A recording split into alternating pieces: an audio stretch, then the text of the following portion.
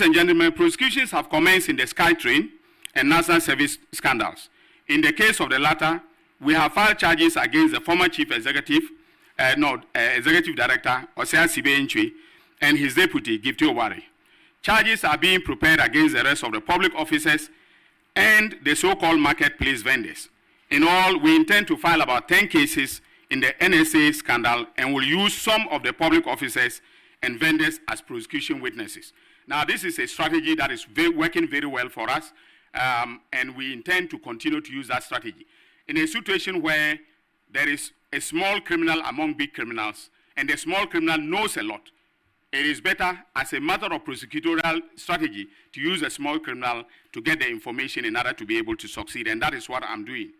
Also, I wish to announce that the Auditor General has conducted a forensic audit into the NSA, the National Service scandal, and the total amount of money stolen or illegally spent now stands at 2.2 billion, and not the 548 million that was uncovered by my investigators as at June 2025.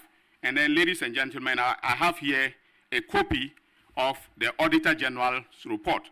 Again, painstaking investigation is very important in criminal matters. And so, based upon what the Auditor General has done, and this is a forensic audit, okay? Forensic audit means that they've gone beyond what ordinary, auditing would have done. And so, we are going to, based upon this, in some cases, change the charge, amend our charge sheet in order to bring fresh charges. Investigations are still ongoing in respect of the following matters: All African Games, mathematical sets, Bank of Ghana new building, stadia renovation, and National Cathedral. In the case of the National Cathedral, we have actually requested that the Auditor General should conduct another forensic audit, and he's being held by one of the big four accounting companies to be able to do this. Ladies and gentlemen, now to the rumble in the jungle. The buffer stock investigation, which are nicknamed the rumble in the jungle, as at March 2020, when we announced the arrest and detention of suspects Kobne Dubohi and his wife Angela Eje Boateng, the Economic and Organized Crime Office had gathered credible intelligence regarding a criminal enterprise that had been operated by the former Chief Executive Officer of the National Food and Buffer Stock Company Limited, Mr. Hanan Abdul Wahab. Initial estimates put the amount of money pilfered by Mr. Abdul Wahab and his collaborators at the time at around 58 million Ghana cedis, far in excess of the 49 million suspected to have been stolen by Mr. Edubohi and his co-accused persons. I call the criminal enterprise operated by Abdul Wahab and his collaborators at Buffer Stock the rumble in the jungle, not only because of the huge amount of money at stake, but because of the fact that while food suppliers were wailing and gnashing their teeth due to failure to pay them for supplies to the Buffer Stock, and while our school kids were being denied nutrition under the school feeding program for lack of funds, Mr. Abdul Wahab and his collaborators were busy lawlessly looting funds meant for the program. That is jungle behavior. The informal meaning of the word rumble is to discover illicit activity or the perpetrator of the illicit activity. Through painstaking investigations, the EOCO discovered this illicit criminal enterprise run by a gang of corrupt, lawless officials at the Buffer Stock Company.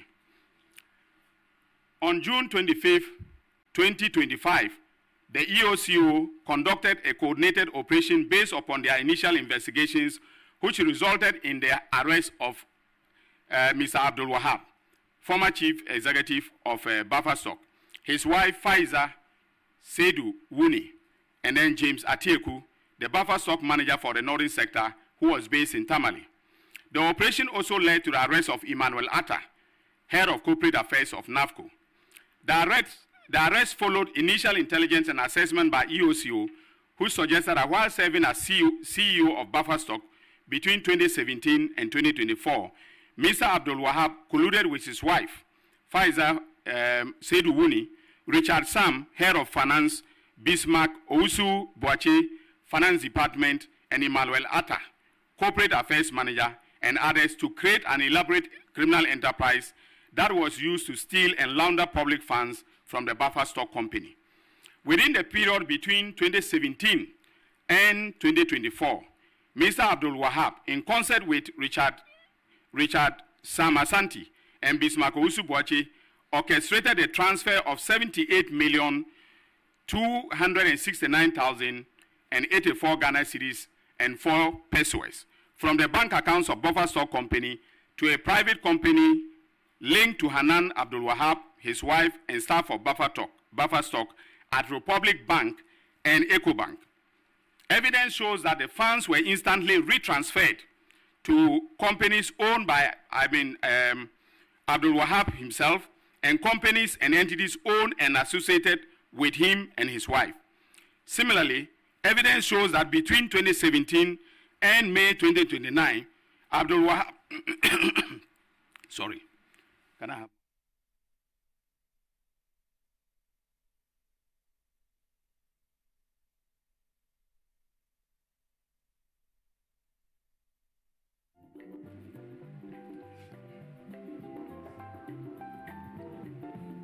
Let me take that again.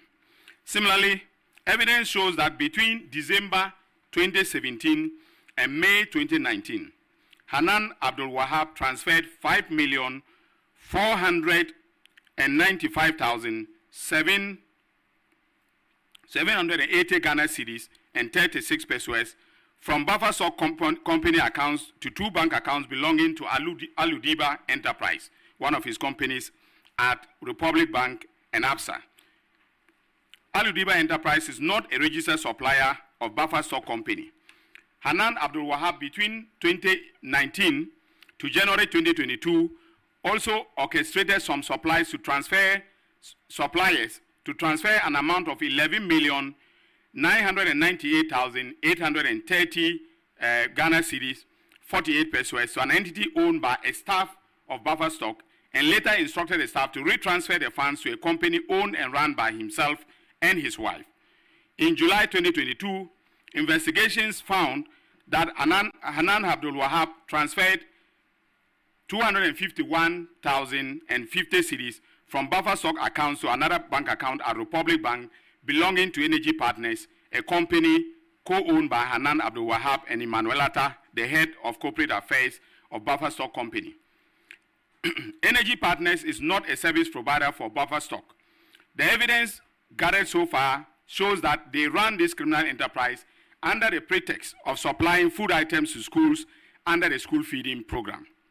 Ladies and gentlemen, 7 entities linked to Abdul Wahab and his wife were used as vehicles to receive and to launder the proceeds of crime from Buffer Stock Company.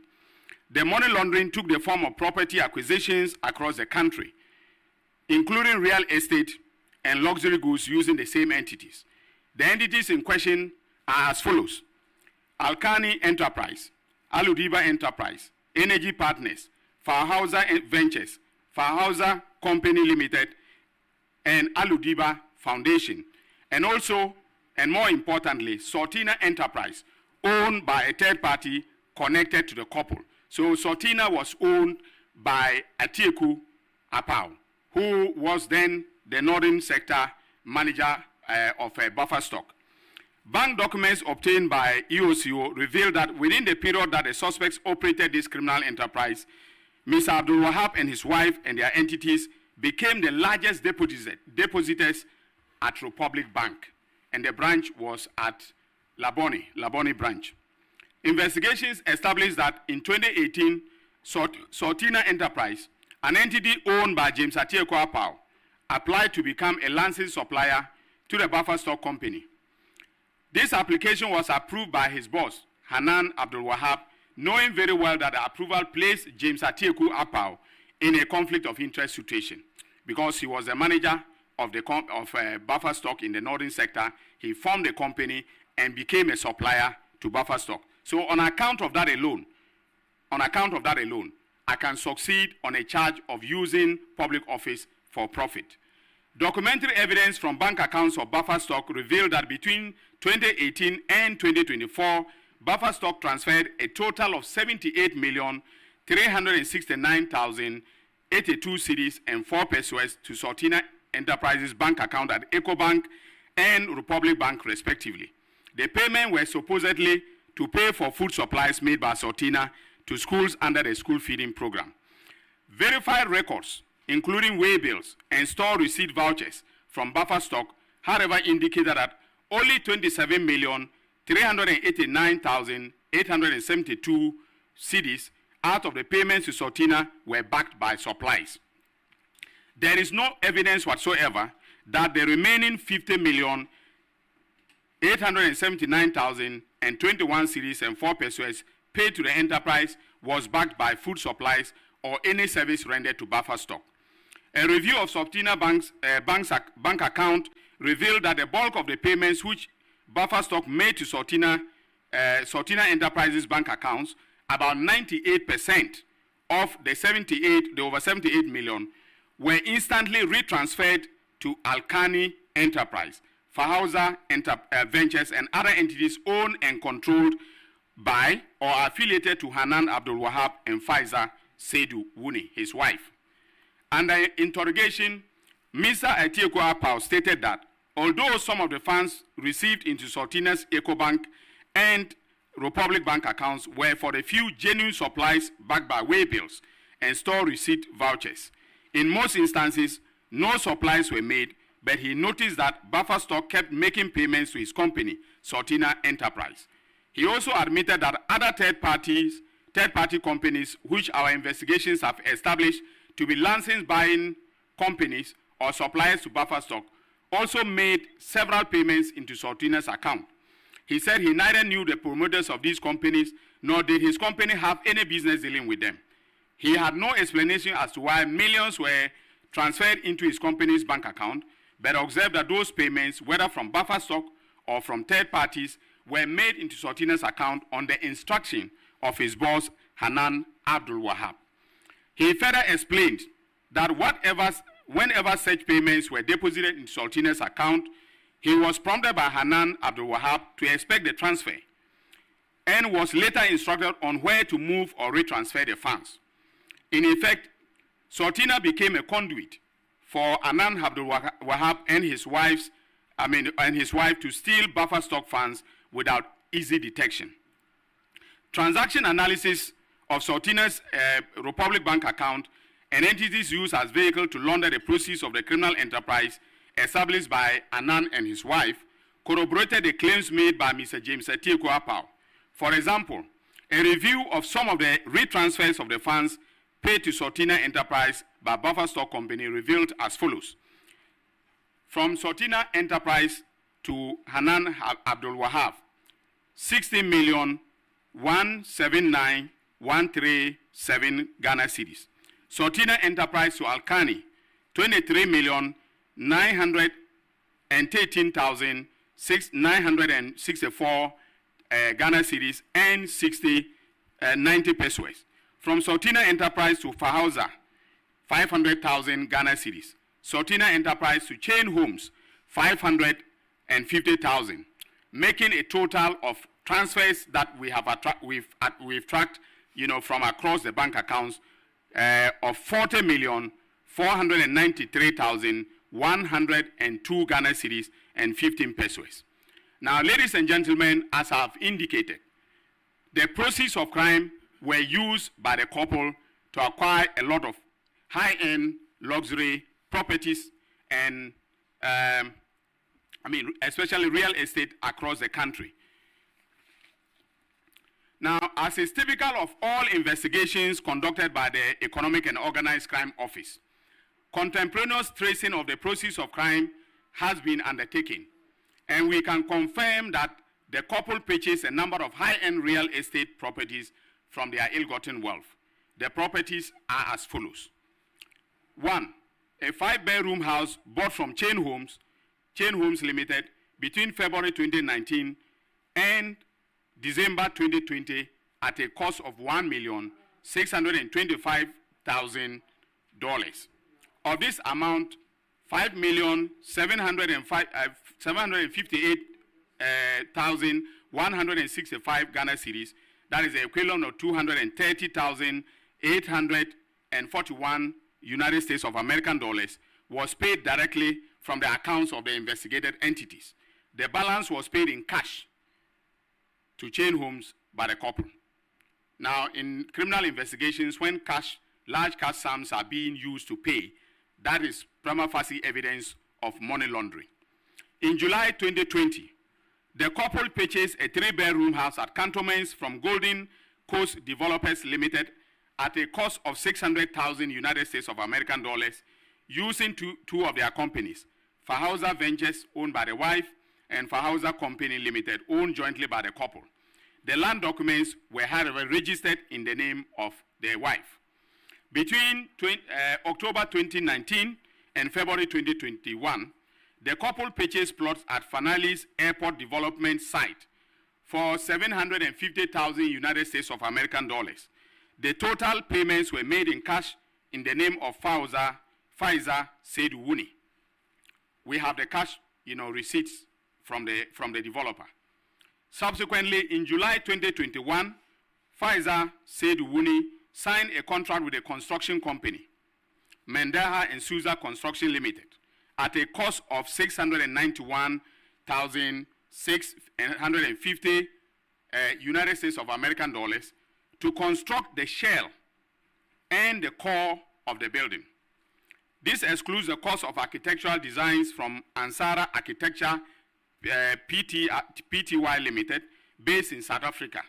The building sitting on 3 plots is now estimated to be valued at 2,500,000 United States of American dollars. The couple also purchased 0.32 acres of government land from one Anthony Duke Essien, a known government land sales agent named in both the demolition of the Nigerian High Commission and the sale and demolition of the Bulgarian consulate. Duke Essien used his sister, Antoinette Chibodaku, a staff of the Dankwa Institute, as a front, to purchase from the Minister of Lands and the Minister of Lands and the Lands Commission at a price of 307,200 Ghana cedis. Duke Essien then instantly sold the land to Hanan Abdul Wahab and received about 2,567,000 Ghana cedis. The payment came from the criminal proceeds from buffer stock through Sautina Enterprise and through Alkani and Anan himself to Anthony Duke Essien. On the instruction of his brother, Duke Essien, Antoinette then wrote to the Lands Commission in March 2020 to instruct them that the lease should be in the name of Hanan Abdul Wahab. In May 2020, she made a U-turn and wrote to the Lands Commission to withdraw the documents bearing the name of Hanan Abdul Wahab and now replaced it with the name of the wife, Pfizer Seydou Wuni. The couple developed 4 units of 4-bedroom apartments on the said land. The property is yet to be valued by our investigators. Now, ladies and gentlemen, other properties acquired by the couple are as follows. A 17-bedroom boutique hotel at Gumani in Tamale, in respect of which the couple used Fahauser Company Limited to sign a franchise with Villa Monticello for the price of $250,000. In other words, $250,000. So they wanted Villa Monticello to run it as if it is a Villa Monticello hotel. So they paid $250,000 to Villa Monticello, in order to hide the identity of the hotel. But we've been able to dig in, and we've gotten all the evidence, including all the receipts from Villa Monticello. There is a 4-bedroom bungalow situated at Jolo, Accra, valued at 4.1 million cedis. 3-story building, that is Chicken Republic, the Chicken Republic building in Tamale, situated at Estate Junction, Tamale. 5-bedroom mansion at Canville, Dorado Street, Tamale. 3-bedroom house, Palissy, Tamale. 1-story building, number 10 Selby Gardens, Achimota, Accra. Then a 0.27 acre plot of land, Estate Junction, Tamale. 0.29 acre of land, close to Workers College, Tamale. We have also frozen all these assets and will be taking steps to have them confiscated to the state in the course of the criminal proceedings. We have no doubt in our minds that these properties were bought from the proceeds of crime. When interrogated, Faiza Wuni, the wife of Anand, said she was a housewife being paid 5,000 Ghana cedis a month by the husband. So that is the legitimate income that we know. We have also taken note of the legitimate earnings of Anand Abdul Wahab when he was appointed. His initial salary from 2017 was 14,000 Ghana cedis, a little about 14,000 Ghana cedis. He exited buffer stock in December 2024 with a salary of 28,000 per month. Now, ladies and gentlemen, do your mathematics. All right, and there are no other sources of legitimate earnings apart from these that I have named. Do your mathematics and tell me, in good faith, whether a couple earning this amount of money can buy a house costing 1.6 million United States of American dollars at chain homes. That is the question, not for the gods, but for us as citizens to be able to answer, and answer very well through the accountability process. And that is why I keep saying that it is important that we do painstaking investigations. Because without the painstaking investigations that were done quietly, we started this in February. In February 2025, this investigation started in February 2025. And it is now that we have the results. As I have also told you, the oral reports are still coming into my office. Now, those who are pushing me to go to court and who are saying that by now convictions should have been obtained, I know you are Ghanaians, you have legitimate expectations of your government officials, including the president and the attorney general. But we need to do a good job. Accountability costs resources. Accountability, takes time. And so it is important that Ghanaians are patient so that we have the kind of results that I'm announcing today. Not that I will rush to court. Defense lawyers will come and raise objections, throw my case out, and then the same Ghanaians who wanted me to go to court expeditiously will now turn around and say that Ayine is an incompetent attorney general. I was never an incompetent lawyer in private practice. I don't want to be an incompetent lawyer in public service. So I want us to take our time to do the kind of work that I'm announcing today. And I want to also let you know that I'm under no pressure from any quarters to cut any deals. Mr. President, who is my boss, has never put pressure on me. On the contrary, when I brief him, he gives me his blessing. He doesn't even express an opinion one way or the other. He says, Dominic, I've heard you. All right? The Chief of Staff has never put pressure on me to cut a deal with anybody. The Secretary to the President, Dr. Kalisus Mahama, has never put pressure on me. On the contrary, he encourages me. He says the work is stressful, but I should keep on. The Legal Counsel to the President, my former boss, has never put pressure on me to cut any deal. Offers have been made, and I have turned all of them down.